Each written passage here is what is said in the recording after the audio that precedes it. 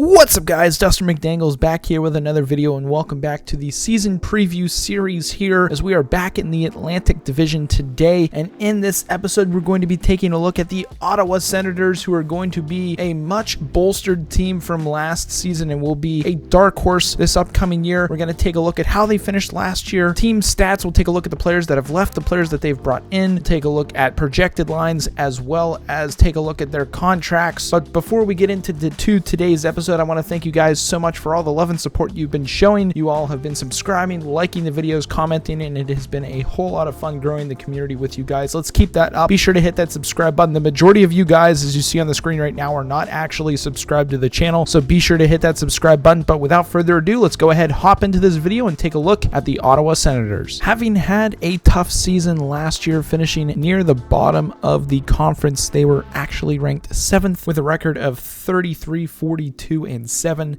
They had 73 points on the year total, actually giving them a decently high draft pick. When it comes to the actual team stats, they had goals for 26th in the league.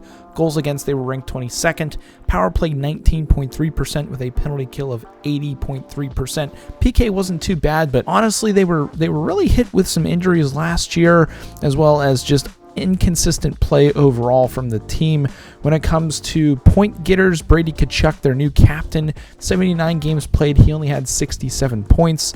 Tim Stützle, 79 games played, only 58 points. Not too bad for one of his first seasons. Josh Norris, 66 games played, 55 points. And one of the most exciting players I'm excited to see this upcoming season, Drake Batherson, 46 games played, but he had 44 points and was their only plus forward. He had +4 on the year, so I'm really excited to see him play this upcoming season. But let's go ahead and take a look at the players that have left, players that they brought in. We'll take a look at projected lines and their contracts. When it comes to movement of players, there has been a lot of in and out of their squad. Players that have left are the list that we are about to rattle off. Connor Brown has left the squad, as well as Zach Sanford. Then you also have Chris Tierney also leaving the squad. Adam Gaudette being another one of those. Philip Gustafsson has also left, as well as Matt Murray leaving for the Toronto Maple Leafs. And finally, their last person to leave is Victor Mete.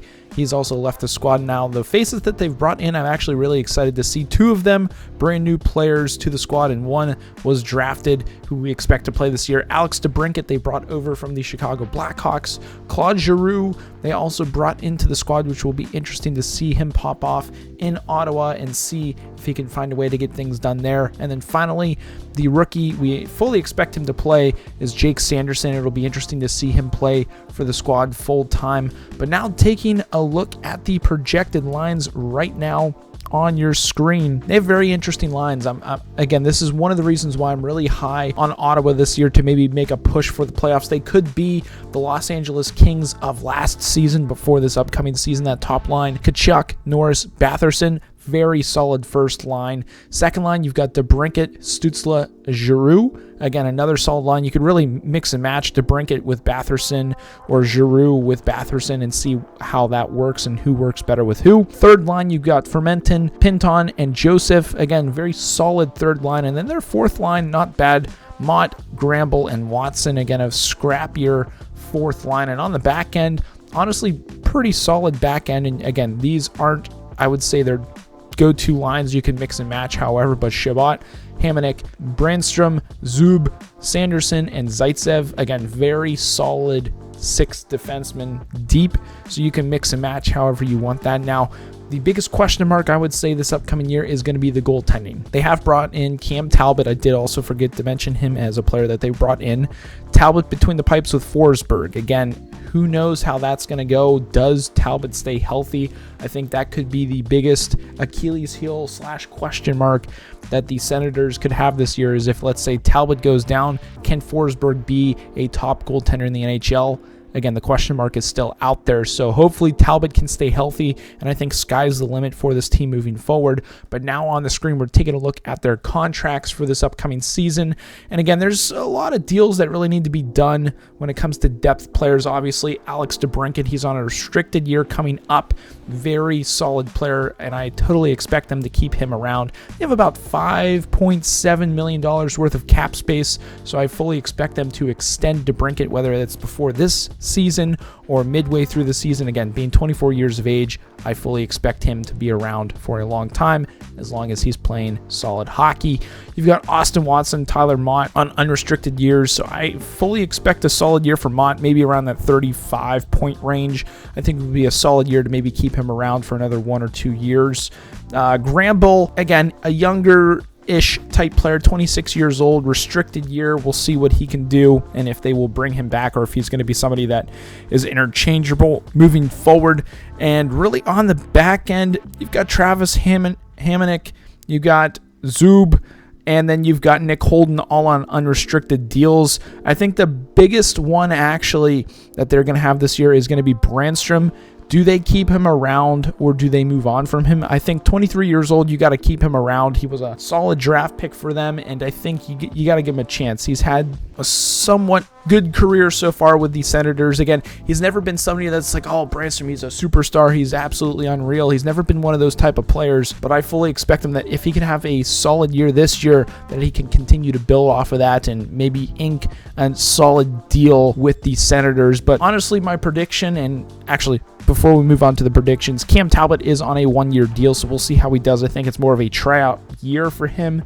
So if he's able to have a solid year, I fully expect him to be around for maybe 2 more seasons with the Senators if they can make a push and get a wild card spot and make it into the playoffs this upcoming season, which, again, getting into the prediction for this upcoming season, I expect the Senators to have a very surprising year. I think a lot of people are high on the moves of players that they've brought in.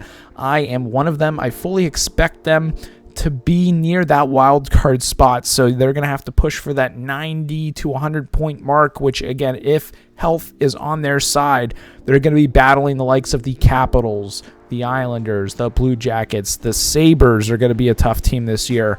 I fully expect them to be battling the Bruins for a wild card spot, so I don't expect them to have a low draft pick this year. I expect them around maybe that 45 to 38 win range. So again, it's going to be a battle for that wild card. But I fully expect a big year from Tkachuk, Stützle, Batherson. I expect DeBrincat and Giroux to make huge impacts coming in this upcoming season. I fully expect Sanderson to have a solid rookie year on the back end and maybe be a potential candidate for the Calder Trophy. That'll be interesting to see there. But I'm also excited to see how Talbot can do between the pipes if he's able to stay healthy. And, I mean, if that's the case, look out for these Senators. They would be a hard out in the first round for any opponent. So we'll have to wait and see what the Ottawa Senators will do this upcoming season and if they can stay healthy. But I want to know from these Senator fans out there, what do you guys think for this upcoming season? Who are you most excited to see this upcoming season on the squad? Is it Stützle? Is it Tkachuk, Batherson, DeBrincat, Giroux, Sanderson, Shabbat? Who is it on the squad that you're most excited to see this upcoming season? Who's going to have the biggest impact? What could be the biggest Achilles heel for you guys in taking you down the ranks of the Eastern Conference? But that's going to be it for today's episode, guys. If you've made it to this point in the video, be sure to hit that subscribe button. But that's going to be it. I hope you guys have a good one. And as always, stay dusty.